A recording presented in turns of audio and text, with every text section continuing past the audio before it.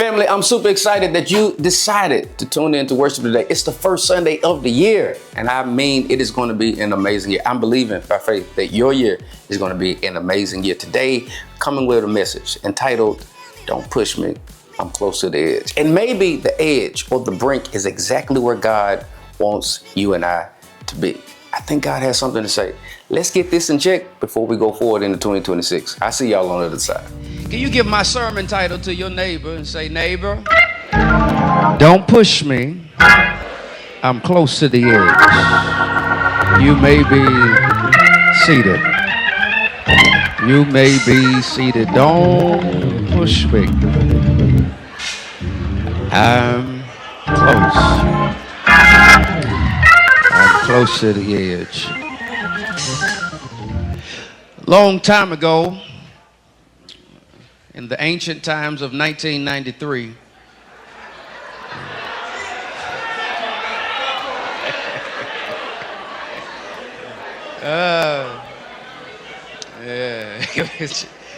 some of you may remember a movie entitled Groundhog Day. Phil Connors gets caught in what seems to be a time loop as he continuously relives the 2nd of February over and over and over again. In the beginning, Phil attempts to use this loop for his own pleasure and convenience, but after a while, despair creeps in. After a while, he understands and seems to suggest that it doesn't mean much if you use these new loops to just better yourself. And as despair creeps in, the continuous loop teaches him something about himself that he has to confront in and of himself. He then changes his behavior and begins serving people and having compassion for people. And that film ultimately teaches that personal transformation is actually what breaks cycles. Then maybe you remember another film. It's called The Edge of Tomorrow. It starred Tom Cruise. He is forced to be on the front lines in a battle against aliens, and he is killed in the battle. And he himself gets caught in a loop. Every time he dies, he comes back to life again. But every time he dies and comes back to life, he fights the aliens with new skills and new knowledge and with new maneuvers. Each time he dies, he gets caught in the same day. But every time he dies, he wakes up with more knowledge and sharper skills. You know, something about being caught in a loop is interesting. Facing the same day over and over and over again. And sure, many of us can't testify to actually probably being in the loop, but maybe a time loop describes the past couple of years of your life. You have lived the last couple of years of your life the same way. January comes and there's so much optimism and opportunity and so much optimism and so many great things that you think and you believing God is going to do in the new year. And then typically by the 3rd week of January, you've fallen off your diet. You're no longer going to the gym membership that you're paying for now. You stop praying consistently. You've fallen off of the fast because that's typically what happens. You follow the same loop that you've been in for the past couple of years. But who wants to live the same year over and over and over again? And maybe there's some of you that's saying, "Rev, actually 2025 wasn't that bad of a year for me." And I get it. And maybe it wasn't. But maybe even if it wasn't a bad year, maybe God says, "I want it to be a great year." And then there's some of you, 2026 was rough. 2026 punched you in the face. Punched you in the face several times. 2025 knocked you on your knees. But you discovered on your knees is actually the most powerful place to be.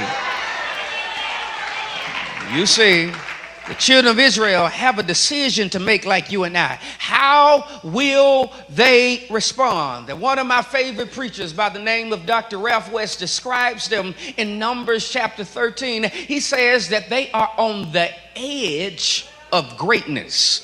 All of the promises here, and here they are with the promised land in front of them. It had been promised to their ancestors and even promised to Abraham. One of the things that you and I miss about the promise to God, that promises to Abraham, is that it's not just that God promises Abraham that he would have descendants like that of the stars. He also promises Abraham that, Abraham, I'm going to bring you into a land that is flowing with milk and honey. It is a promise that begins all the way back with Father Abraham, and we trace the people of God as they go through the Torah or the Pentateuch as they're going to possess the land. And then we get to the book of Numbers. You know, that book that all of us skip over when we're reading through the Bible because it has so many different names and genealogies in it. It says that they are in the wilderness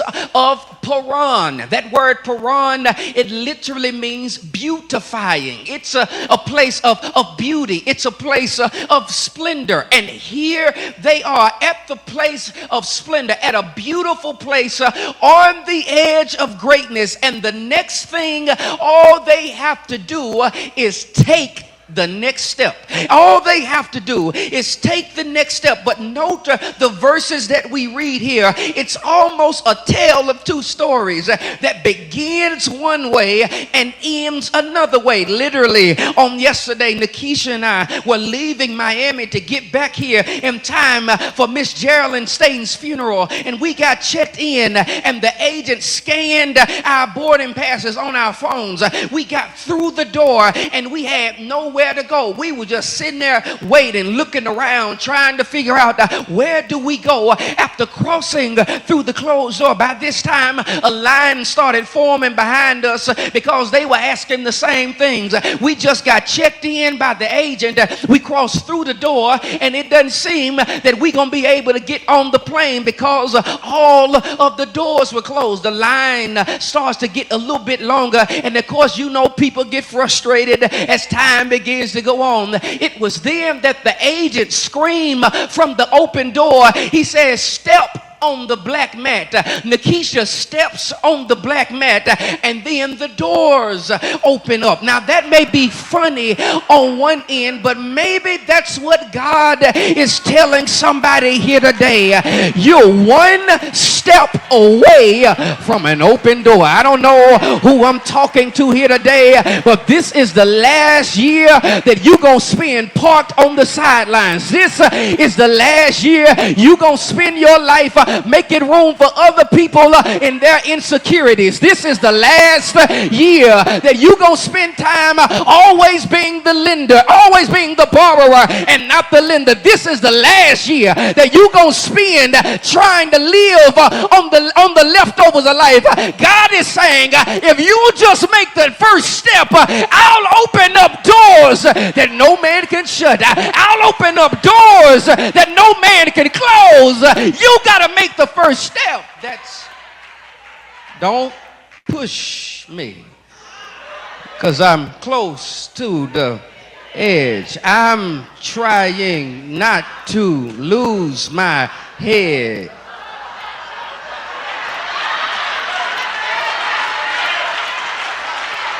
I thought y'all only knew gospel in here. I don't, Lord, my church ain't saved. It's but makes me wonder how I keep from going under. But listen, unfortunately, some of us do need a little push. And I want to tell you, I want to give you a push today because I believe that God desires for you to live a different year than the year you lived before. If your Bible's open, I want you to open up your Bibles. It's in Numbers chapter 13, verse 17. Look at how it reads. Go up there into what's called the Negev and go into the hill country and see what the land is like, whether the people who live in it are strong or weak, whether they are few or many, whether the land they live in is good or bad, and whether the towns that they live in are unwalled or fortified, and whether the land is rich or poor, and whether there are trees in it or not. be bold and bring some of the fruit of the land. Now, it was the first season of ripe grapes. These were the instructions that Moses gives to the spies to go out and to spy out the land. Can we try it one more time? Go to the Negev, go to the hill country, see what the land is like. Whether the people who live in it are strong or weak, whether they are few or many, whether the land they live in is good or bad condition, whether the towns that they live in are unwalled or fortified, and whether the land is rich or poor, or whether there are trees in it or not. Be bold and bring some of the fruit of the land. But then drop down to verse 17, drop down to verse 27 from verse 17. And they reported to him and said, we came to the land to which you sent us. It flows with milk and honey, and this is the fruit. Yet the people who live in the land are strong, and the towns are fortified and very large. And besides, we saw the descendants of Anak there. All of the spies see the same things. Everyone saw the land. Everyone saw the fruit. Everyone saw the people, and everyone saw the towns. Everyone saw the same thing, but everybody didn't see the same thing. You see, faith is oftentimes the biggest differentiator between seeing things the same way. You know, it reminds me of a Swiss engineer who was taking a hike with his dog in the Alps in 1941. He noticed these burrs from the plant that kept sticking to his wool pants and his dog's fur. Rather than doing what I would have done, which is to pick these burrs off of me, he took those burrs and put them under a microscope. He saw the tiny hooks on the burr that latch onto the hoops in the fabric and the hair of his dog. Immediately, he thinks of a synthetic fastening system that mimic this hoop and loop mechanism. It took a couple of years of experimentation, but eventually he created a product that combined the names of velour and crochet. You and I know it for Velcro. And at first, fashion companies didn't care for it, but in the 1960s, when they were going out into outer space, it was Velcro that held things together. If this man had a process, this little plant or this burr with the same thought process as you and I, then you and I wouldn't have the Velcro that we know of today. Or maybe some of you know or heard of that young man going to an elephant camp. He saw mighty elephants tied to a post by nothing more than a small rope around 1 foot, not chains or not even cages. And these elephants could literally snap the rope and roam free, but they didn't even try. He asked the trainer, why in the world are these powerful animals being held together by this one measly small rope? He said, well, the trainer said, ever since they were babies, these elephants were tied with this rope, which is the same size and the same rope that I tied them up with when they were children. And even as they got older, they were conditioned that the rope that they had when they were children was unbreakable. Stay there, I'll come get you. I got a question for somebody here today. I want to get all in your business before we go forward into a new year. What rope is holding on to you that you don't realize how big you have gotten, how mature you have become, how much greatness is on the inside of you? What are you still allowing to hold you into place when God desires for you to have freedom? What rope are you still allowing to hold you into cages, in the cage of fear, in the cage of anxiety, in the cage of depression, in the cage of situationships, in the cage? God says sometimes you got to break the rope to get to where I desire you to be. 12 spies see the same things, but different reports. Caleb in Numbers chapter 13, Caleb says, yeah, I hear everything y'all saying. But let's go and occupy the land. Let's go and take over the land. I know the giants are there. I know the land is great. I know they got fortified walls, but let's go and get the land. I like Caleb. After everything he saw, he still believed that the land was for the taking. But there was another report. And this other report sounds like some of you and I.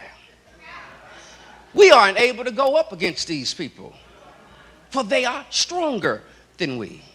So they brought to the Israelites an unfavorable report of the land that they had spied out, saying, the land that we have gone through as spies is a land that devours or kills its inhabitants, and all the people that we saw in it are of great size. There we saw the Nephilim, and to ourselves we seemed like grasshoppers, so we seemed to them. And their report gained so much traction that it spread throughout the camp. There are two reports. Caleb said, we can go possess the land. I know that it's giants over there, and I know that the land can devour us. I know that the people over there are strong, but I think we can go and get the land. But there are other 10 spies that say, well, I don't know, Reb.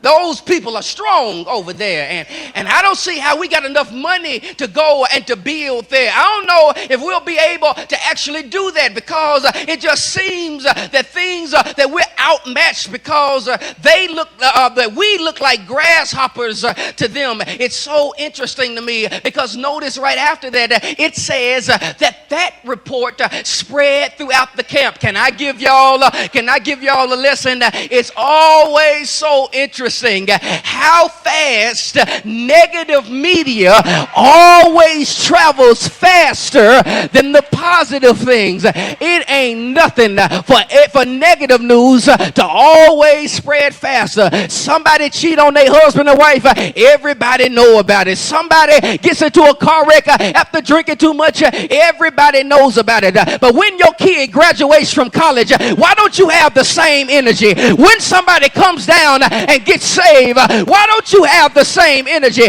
Why does negative stuff always travel faster? I'll tell you why. It's because negative stuff always travels faster for people that are immature. And it's not a matter of the negative trying fast and going faster. Maybe it's really a sign of those that always are recipients of negative stuff. As a matter of fact, this may be the year that you need to be careful about what you are consuming on the inside. There may be some things you can't listen to this year. There may be some podcasts you can't listen to this year. There may be some folk you may have to put on D&D this year, because if you want what God really has for you, sometimes you got to be careful what you're consuming. I'm literally almost done. Preachers, oftentimes in Hebrew, we learn the character of people by their speech. Notice the words of the 10 spies. We cannot attack those people. They are stronger than we are. The land devours those who live in it.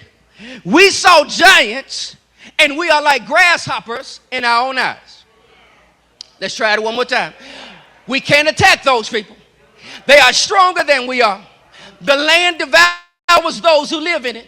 We saw giants, and we are like grasshoppers in our eyes. It's almost as if that each one builds on the last one.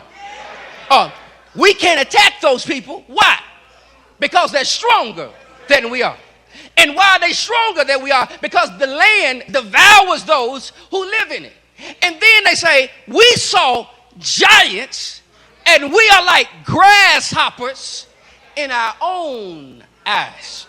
It almost appears that they build on one another, because every time they try to go forward, they look at these different things. Okay, the land is great. Okay, there are giants. Okay, I got a couple of issues with their report, but I'll only show y'all 2 today, and then I'm going to let y'all go home. And it stems from the last part of this report. It says, we saw giants. You have to know who giants are. I told y'all that this is going to be a church where we learn and shout. some Bible. Let me give you some Bible study 101. Giants. Please know that here, giants, it makes reference to this Hebrew term called Nephilim. Now, what you have to understand is that Nephilim is not the first time that Nephilim shows up in the Old Testament. Actuality, the first time it shows up in the Old Testament is in Genesis chapter 6. It's when chaos and destruction and sin is taking over the world. And then what it says is that the daughters of men and the sons of God come together and procreate. And when they procreate, essentially the offspring between the sons of God and the daughters of men are what we call Nephilim. They're called the Nephilim. The Nephilim, as we find them later, they are the descendants of somebody by the name of Anak.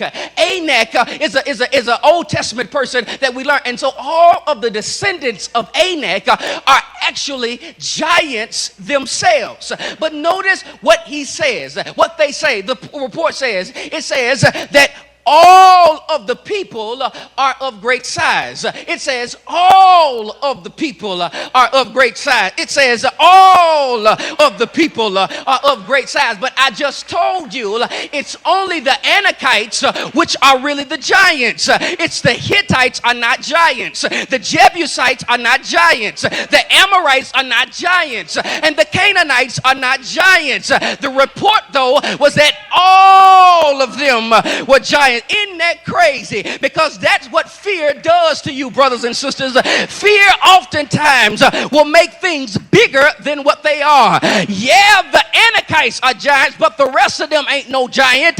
Yeah, these people are big, but the rest of them aren't big. And that's what happens so many times in our lives when God is trying to get us to take the next step. We put an overestimation on our enemies because we are fearful. And maybe God is trying to get you to have an honest dialogue with yourself. Yeah, this may be tough, but you can still handle it. Yeah, this may be hard, but you can still go through that. Why don't you nudge your neighbor and say, neighbor, all of them ain't giants. Oh. Their report assumed that everybody was a giant. That wasn't the case. That wasn't the case. But then also, we are like grasshoppers. We are like grasshoppers. No, that's not what it says. It says we are like grasshoppers in our own sight. Beloved, can't nobody stop you like you.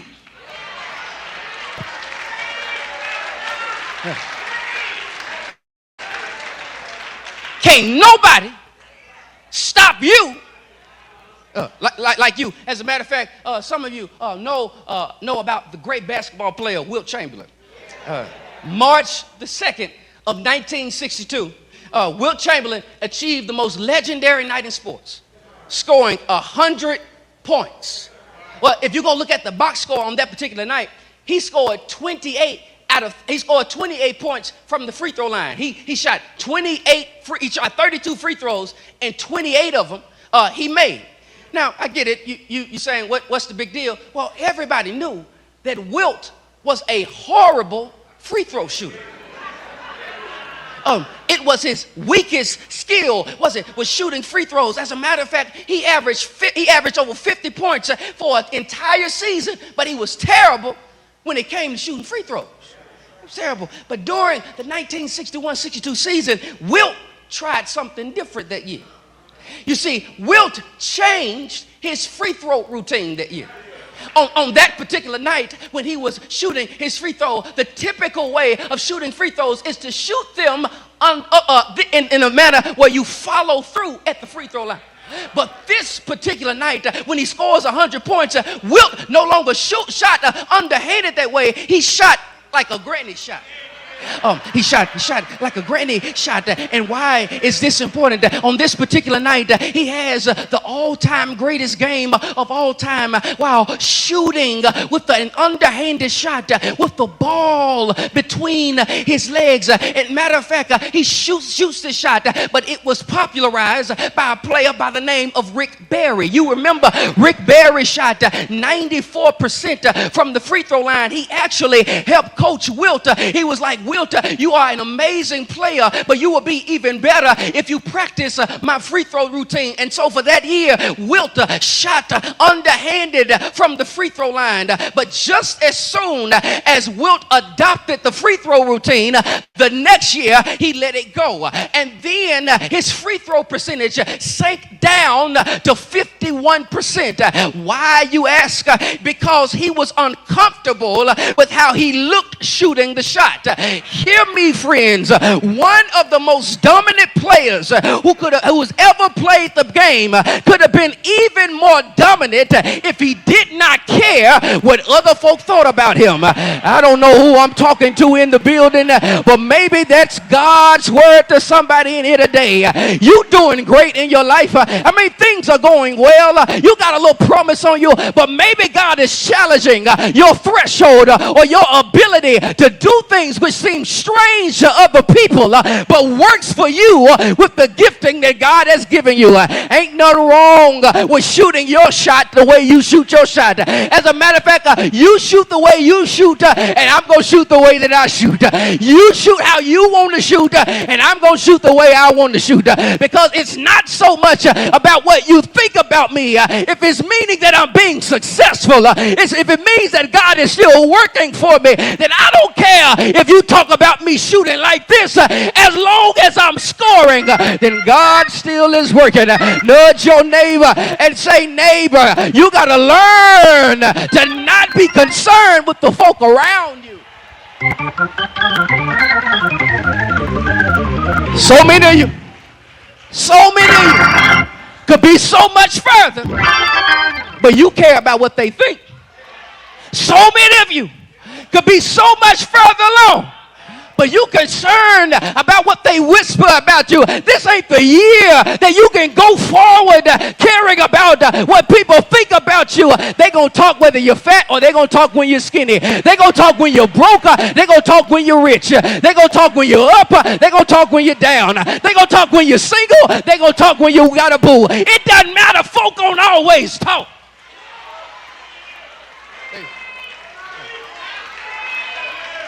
People. So here's your recipe. Here's your recipe for going forward into 2026. Watch your words, check your circle, and move when God says move. That's it. I'm really done. 3 things you need to do if you want a more successful year in 2026. Watch your words. Watch what you say to other folk, and watch what you say to yourself.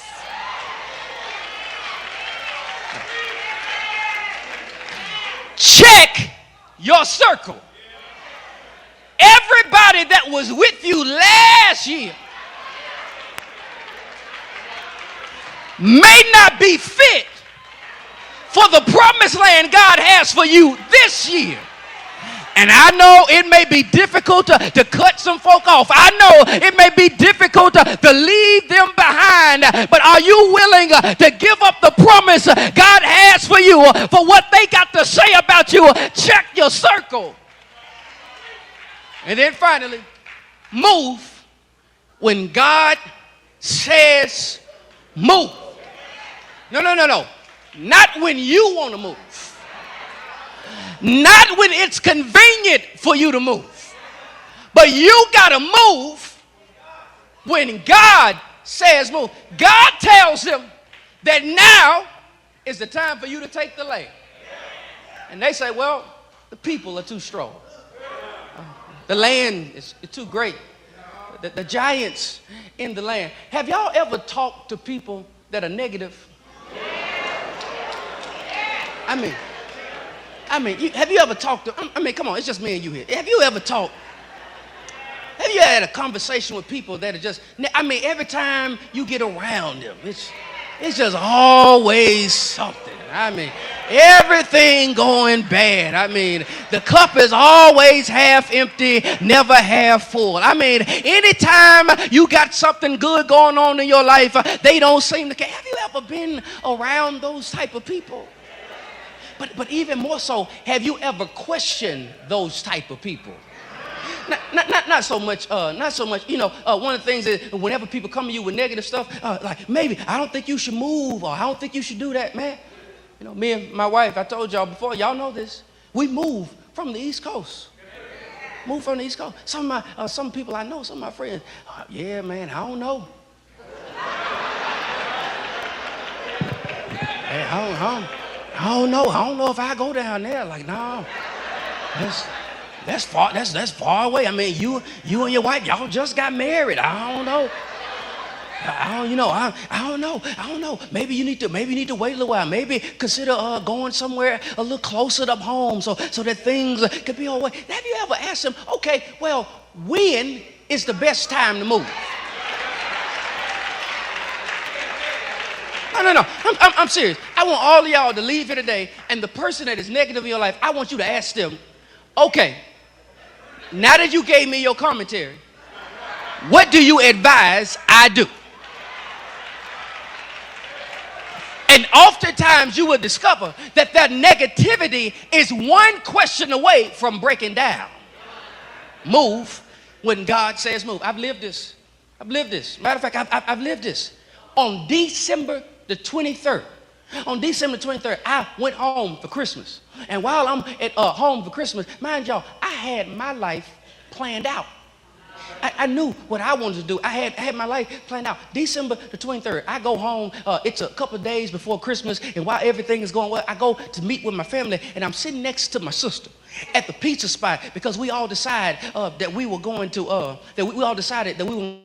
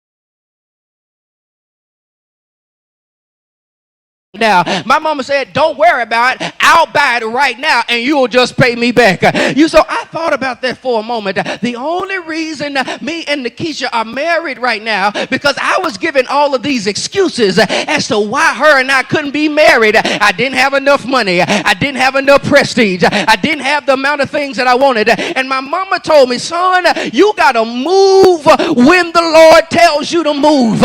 And when you move, when God says move, God will make provisions for you every step of the way. I'm telling somebody here today, you just got to make that first step and God will make up the rest of it. You just got to make that first call and God will make up the rest of your life. I don't know who I'm talking to, but make the first step. Thank you so much for making a decision to hop in and tune in with us. It means the absolute world. If this message blessed you, do us a favor and like and share this with somebody else you think it can also be impactful to as well. And we would love if you would consider becoming a member of FIBC in Arizona. If you're online, it would mean the world to us. And this is good ground to sow into. Consider being a generous giver to our body of believers. I think God is going to do some amazing things. I love you. And I'm going to see you on the next time. Living Purpose on Purpose. Peace.